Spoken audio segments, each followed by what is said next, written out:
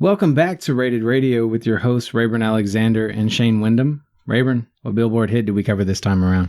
We covered Sunroof by Nikki Yore and Dazzy? I don't really know what we're doing there. And strangers, if you're confused, we're just going to talk about a Billboard hit before we get into our artists, which are Dr. Hook and Jim Croce. So what I thought when I listened to the track... Yeah, what did you think? I didn't ask. Yeah, you didn't ask, but I'm going to tell you. What did you think?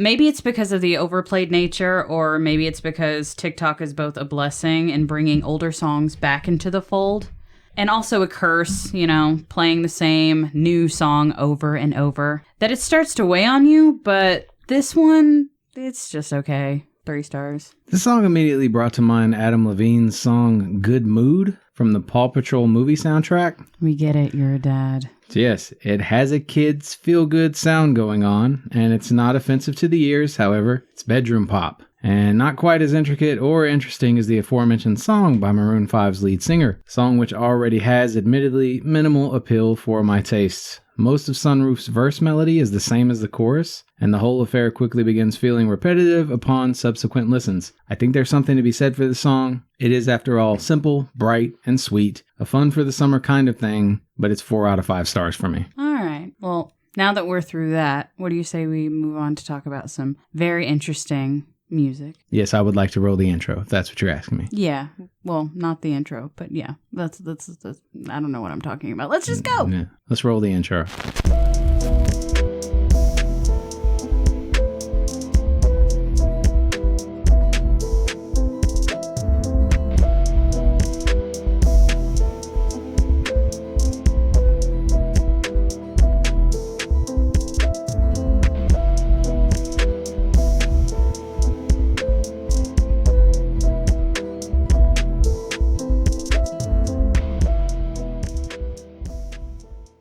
You hate yourself sometimes, don't you? Yeah, you I really do. Anyway. So I want to say before we get going here, we're going to start with Dr. Hook. And of the 2 artists, Dr. Hook was the one in our jam jar. My wife had actually put him in there, which I take as a win. She did that because she loves you. No, I don't think so.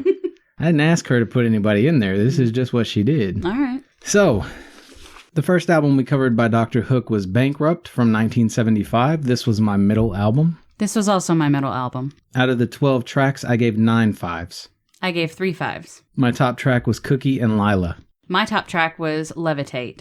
That's surprising. Runner-up, Only 16. Okay. I suspected Only 16 was going to be your top track. It was Levitate, was hard. Though. That funkiness of Levitate. I know the lyrics are kind of silly, but there's something infectious about that beat. Yeah, it's a fun album, and that's where they start, right? Yeah. My bottom track was Let Me Be Your Lover. And my bottom track was Do Downs. That's understandable. Yeah. I like it for what it is, but yeah, I get it. Yeah. Though this album comes after Shel Silverstein stopped writing the majority of their songs, he did still put in work on this Muppets on Drugs sounding disc in the form of I Got Stoned and I Missed It. There are a few misses here, but mostly it's a stupidly fun album when it's not being touching and spans a wide range of genres, everything from country to funk, a definite sweet spot for the 70s. Yeah.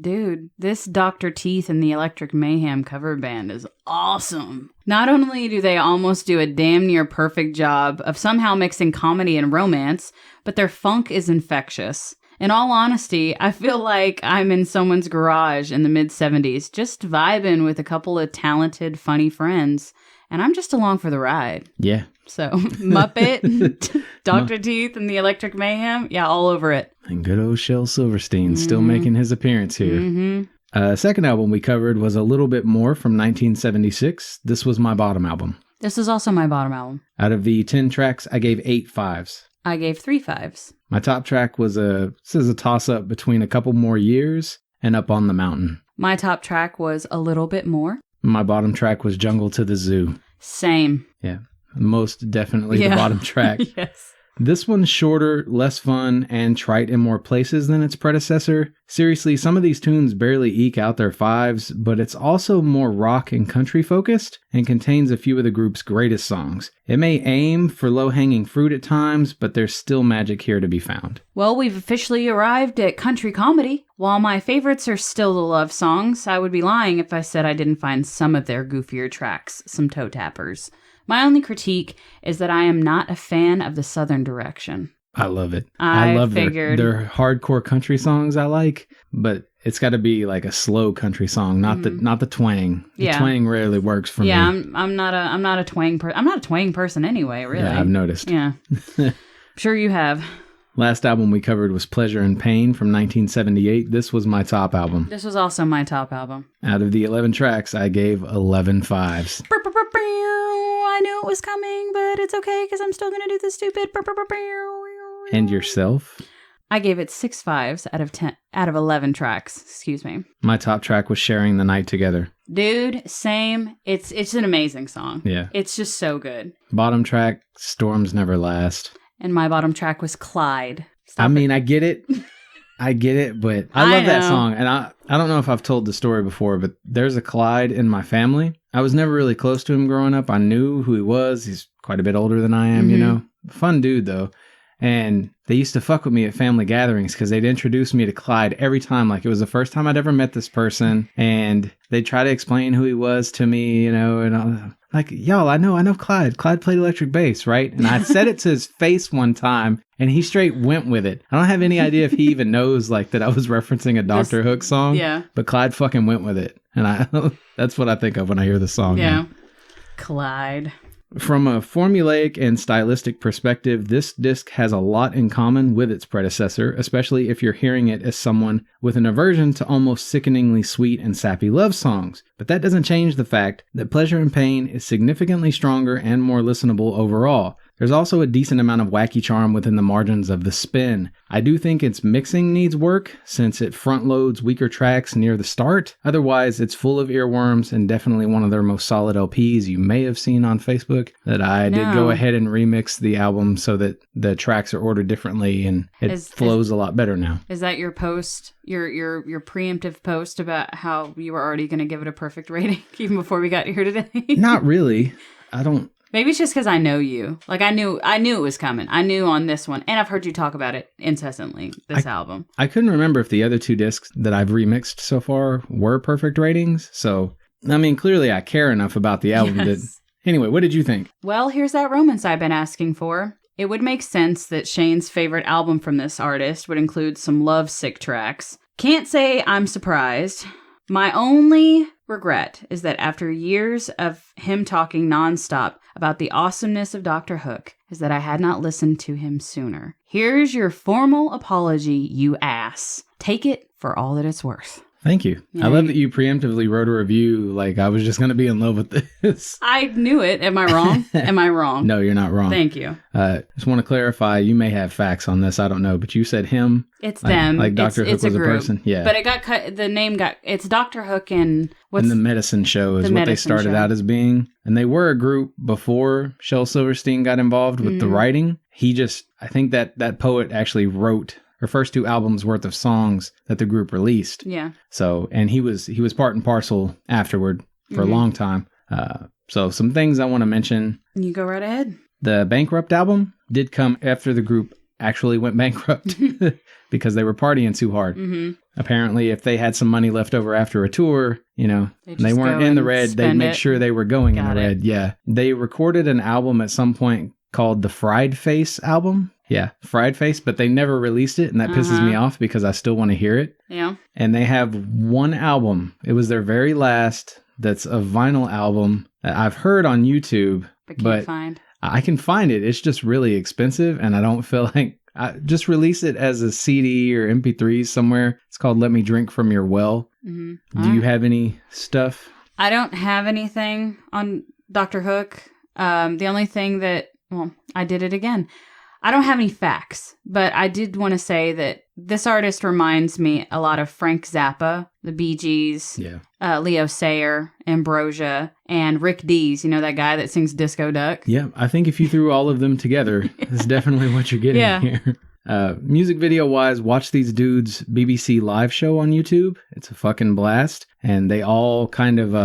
they're going to remind you of characters from your life at some point, probably college days, Or if you've ever seen, what's the Dazed and Confused spiritual successor? Everybody Wants some. They remind me of a lot of characters from that movie. Yeah. The music makes me feel like I'm among fun-loving but sentimental friends. So I've always somebody's dug garage in the 70s, just along for the ride. Yeah. So friendship is clearly a running theme here. Yeah. And in a good time. Friendship and a good time. Playing ping pong. You know, we like to make a lot of pussy jokes, but we also love deeply. Yes. You know? Yes. Sometimes literally. Yes. Okay. Awesome. I think what makes this group so near and dear to me is how easily and successfully they transition from fun or funny songs to serious love ballads. Mm-hmm. Few groups have ever been able to pull this off, not to mention that their sound is a refreshing cocktail of genres I find pleasant to listen to. I'd also spoil discs we've yet to cover by saying most all of them contain greatness of one stripe or another, and we haven't even yet gotten to the Shel Silverstein LPs, so be sure to at least give Dr. Hook a listen. I steered clear of them for ages, only to discover one of my all-time favorite outfits in their sound. All right. That's all I have to say about that. Okay. Well, shall we take a break?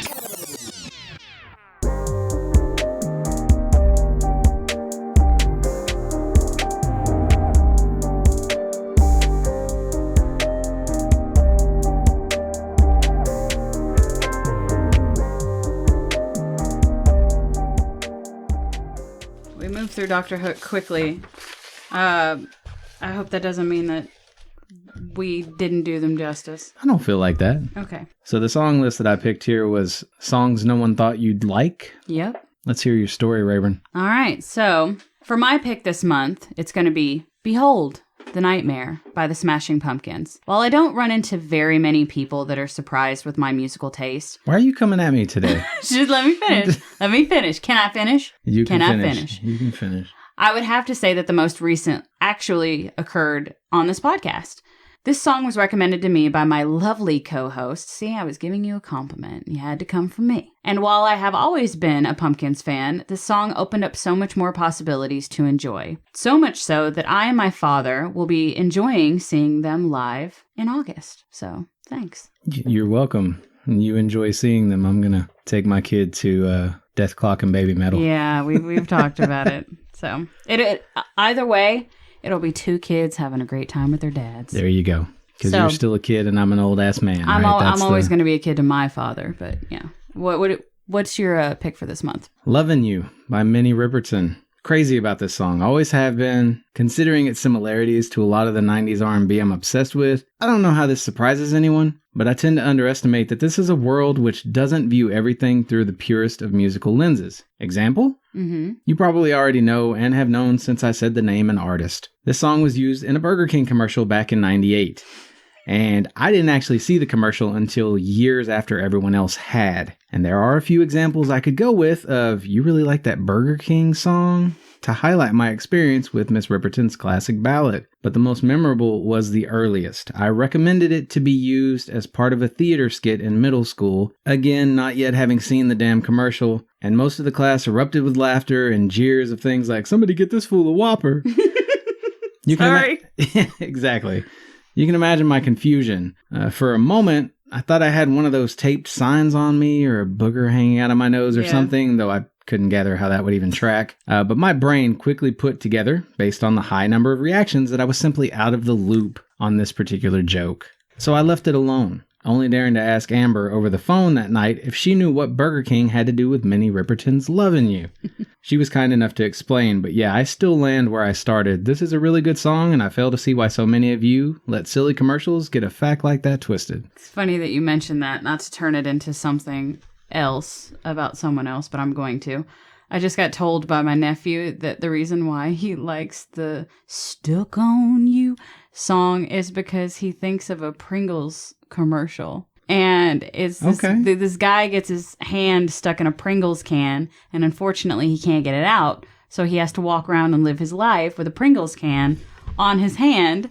So now... It's literally stuck on you. It's stuck on you. So, yeah, he just told me that. And I was like, I remember the commercial now, but of course I think Stuck on You, and I think of about a million other things. But it's funny how commercials can both ruin and enhance our appreciation for certain songs. Yeah, it's wild. Yeah.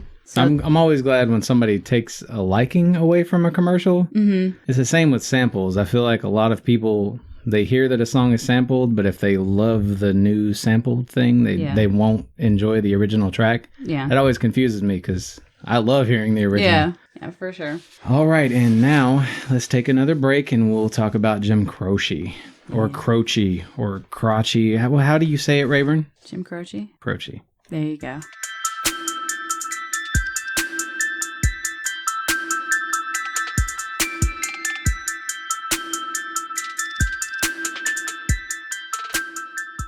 I feel like this is this is a big deal for you, huh? D-Antwoord, die-Antwoord thing all over again. Because remember, I always say it wrong. Pronunciation. I was talking about like our coverage of the artist here. No, that's a callback to season 1, to episode 1. This is an artist that I've been kind of obsessed with for a while because Joel was obsessed with the music, and the dude actually reminds me of Joel. Really? Yeah, but I also know very near and dear to you. Yes. So yes, he is. But again, this is definitely a matchup for me because I fucking love Dr. Hook. I know. Anyway, first album we covered was You Don't Mess Around with Jim from 1972. This was my top album. This was also my top album. Out of the 12 tracks, 12 fives. Oh, I could not be happier. Out of the 12 tracks, I gave 7 fives. Oh, okay. Well, it's more than half. It is. I'll take that. It is. Top track was Operator. Top track was Walking Back to Georgia. Bottom track was Hard Time Losing Man. Same. By the way, Walking Back to Georgia, fantastic. Song reminds me of your mother. It always has. I listen to that song and I immediately feel like your mom's around. Like you think my mom would be walking back to Georgia? I'm just saying, there's something about that song that, I don't know if it was played by her when I was younger or if the energy gives off Angela Romero Garcia vibes, but that's not a real name. Don't go looking that up. I told her in the middle of this listen, like I had listened to Dr. Hook, I still had Jim Croce coming up, and I wasn't sure where I was going to land, you know? And she was like, oh, that's easy. It'd be Jim Croce for me. She's like, I love Dr. Hook. I still got that CD in the car, but I'm pretty sure it would be him. It'd be Jim no matter what. So something to be said for that. He's a special artist. For those that don't know, he died in a tragic plane crash at age 30.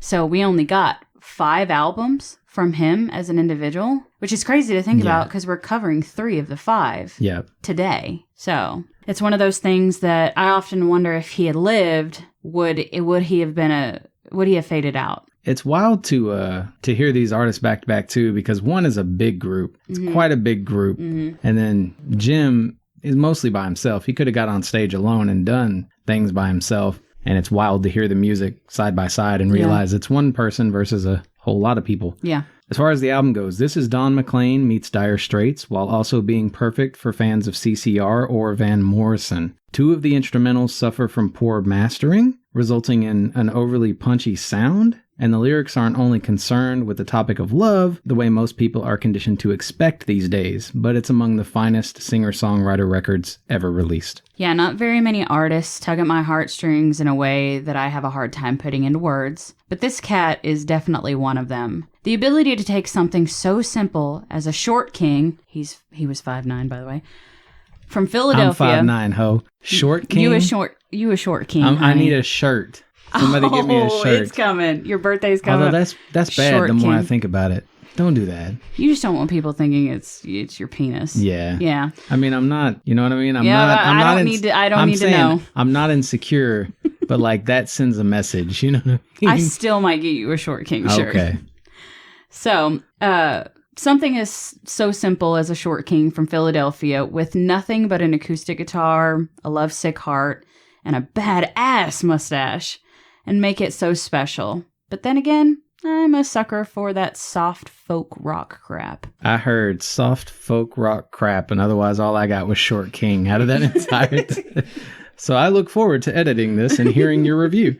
Next up was Life and Times from 73. That would be the year after You Don't Mess Around with Jim. Yeah. For those following along. Yeah. This was my middle album. This was also my middle album. Out of the 11 tracks, 11 fives. Oh, I'm so excited.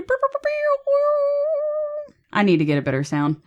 Let me guess. Don't say it. 4. 5. Okay. 5 fives out of 11 tracks. I'm beginning to feel like we've done this a little too long. Maybe. Top track was a toss-up between These Dreams and Alabama Rain. My top track was Dreamin' Again. I dig it. Mm-hmm. Bottom track. I knew you would. I didn't. What? I knew you dig it.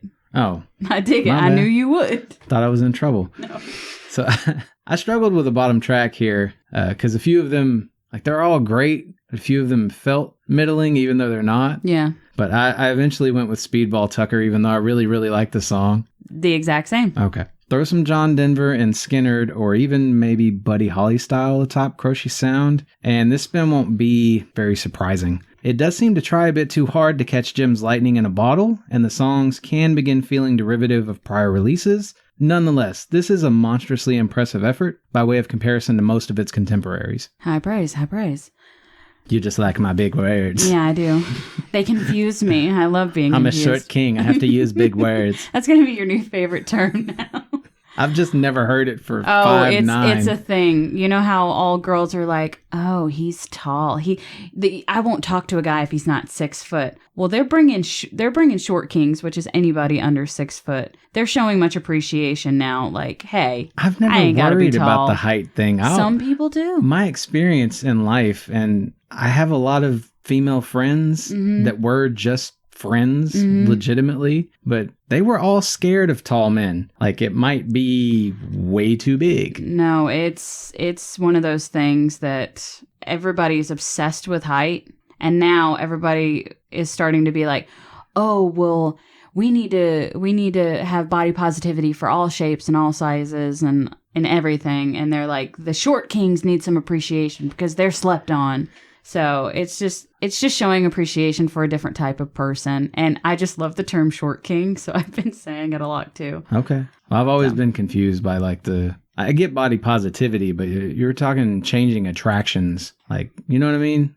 Like I can't. Yeah, it's not a matter of, "Oh, I think you should be ashamed because I'm not attracted to the type of person you are." Anyway, we are tainting Croce coverage. Okay. So back to Life and Times. Croce amps it up a little bit here with some quicker paced ditties.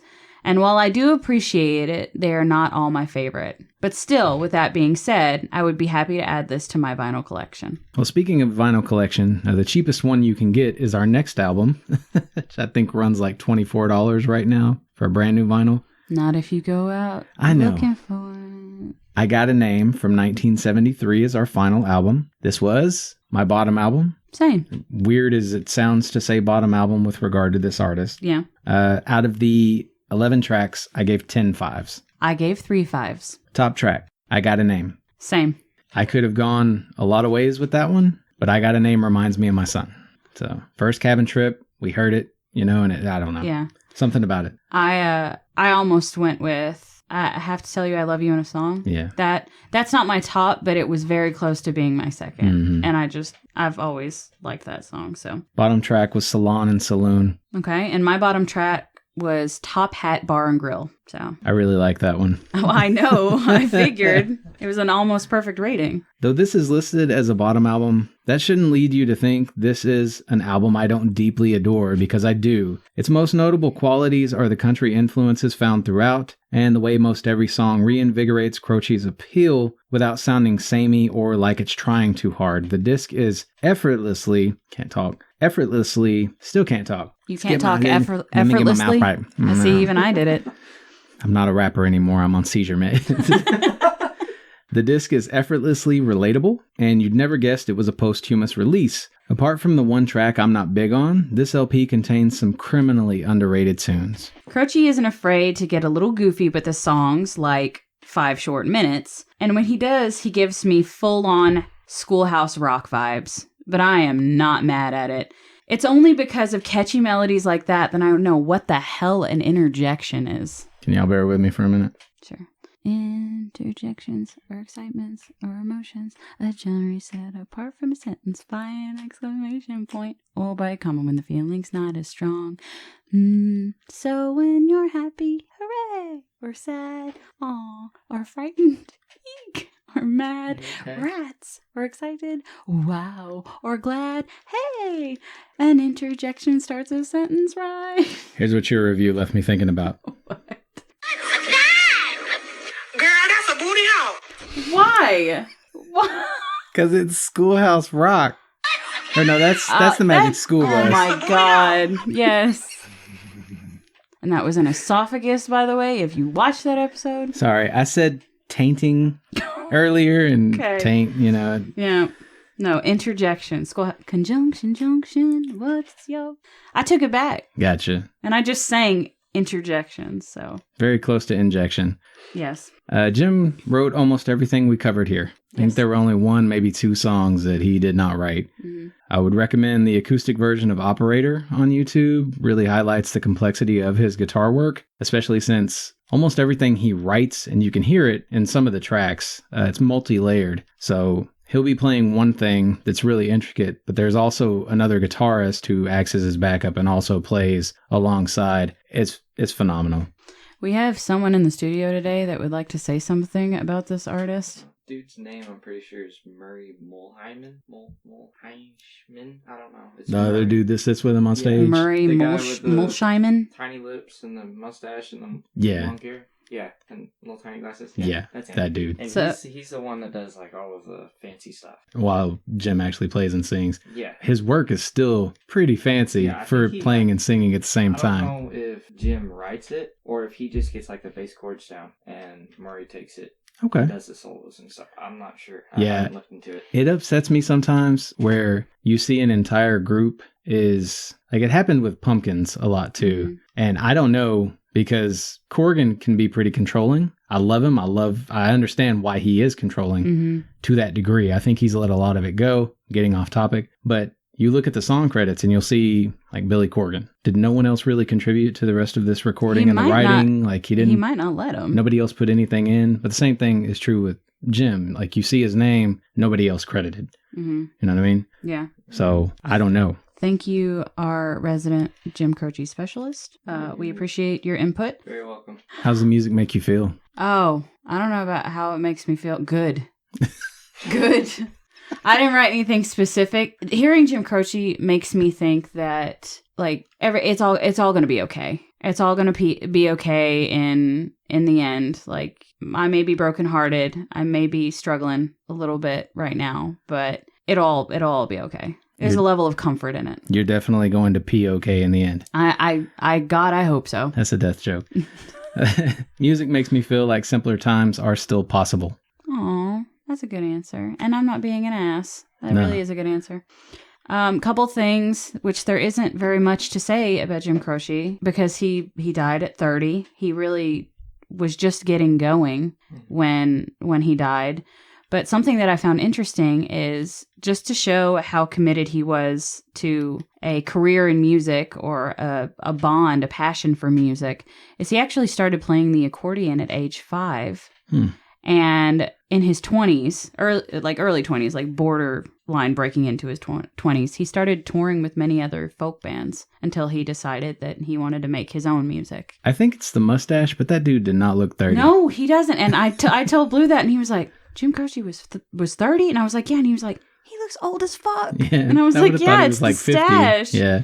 It's the stash. This is one of those artists who may not land for you in all places at first, but will eventually feel like Christmas morning when his songs play, to the point that even your bottom tracks are ones whose praises you can't help singing. In his brief career, the man wrote songs for the working class, which give even the likes of Sean Mullins a run for their money. He is right up there with Jeff Buckley in terms of musicians lost too soon. He was a ridiculously talented guitarist with a soothing vocal presence, and I feel honored to help keep his beautiful flame alive for a new generation of listeners. God, I hope you mean those words and you're not just doing it to make me smile. Girl, that's a booty hole! Shut up. And there he goes ruining it. Let's wrap this up before I get tired of you even more. So I assume Croce won it for you. Yeah, by 5 5s. And I'm not going to lie, I was kind of pissed off about it. I I know. know somebody had to win and somebody had to lose. I know. You just wanted everybody to win. Yeah. You I listen to Dr. Hook all the time. I love Jim's music. Mm-hmm. I don't know. I think the most important thing is that even though there had to have been a loser this month, there really were no losers. So it was Jim for you as well. Yes. Okay. But, god dang, Dr. Hook and being introduced to that. I will definitely be listening to more. That, like, I knew Sharing the Night Together, and I should have known by that one song. But when I hear Sharing the Night Together, and then I show up to your house and I hear, you make my pants wanna get up and dance. Like, I am so, like, I'm all over the place. And I was like, I don't want to ruin this version of this artist by hearing this other version that I might not understand, which I still gave You Make My Pants Want to Get Up and Dance a 5 because it's goofy and it's fun. But I really enjoyed listening to Dr. Hook just as much as I enjoyed listening to Jim Croce. Good. So, About to say, you should have known Sharing the Night Together too. I think it was No, I did. Like the first song on the wedding playlist. Yeah, no, CDs or I whatever. I knew it for a Good. long time. I But bet yeah. you knew a lot of this crap that Crap. you didn't realize. Well, we Folk used to rock play crap. it on Triple X Super Sex playlist on the way to the cabin all the time. Like Yeah. there was a lot of Dr. Hook in there. Anyway, It's been a great week, but that's going to do it for this one. Hit up our Spotify. It's been a great month. been That's a what great it is. month. It's been a shitty week, but a great month. We need to start releasing stuff more closely together. Well, don't forget, we have bonus content. It's true. Anyway, Something to tide people over. hit up our playlist on Spotify, visit our merch shop, share our show with your friends, come find us on social media to let us know what you think, subscribe for bonus content. Rayburn. Yeah. And until next time, fill your world with music. Hold on, I'm thinking of a closer. I just had it, but then I lost it. Give me a minute. Girl, that's a booty. Shut up, Shane. I'm not doing that. Just don't make it about Short King, please. No, it's gonna be a Croce reference. I just had a lyric in my head and it was perfect. 8 hours later. And if we could save time in a bottle, we'd still always spend it with you.